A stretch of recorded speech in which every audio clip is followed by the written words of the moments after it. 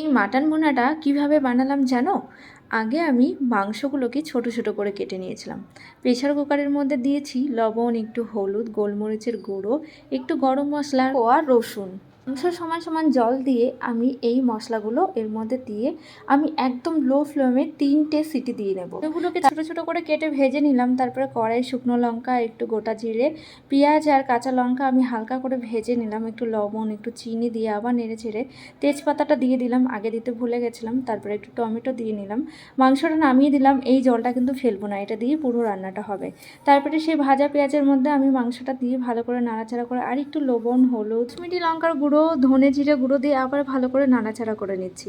একটু আদা বাটা দিয়ে আবার ভালো করে নাড়াচাড়া করে নিয়ে আমি যে জলটা ছিল সেই জলটা দিয়ে আবার একটু নেড়েচেড়ে ঢেকে তুলে তারপরে আলুগুলো দিয়ে আবার বাকি যে জলটা ছিল সেটা দিয়ে আবার নাড়াচাড়া করে ঢেকে ভাজা মশলা দিয়ে একদম শুকনো করে নামিয়ে দেবো।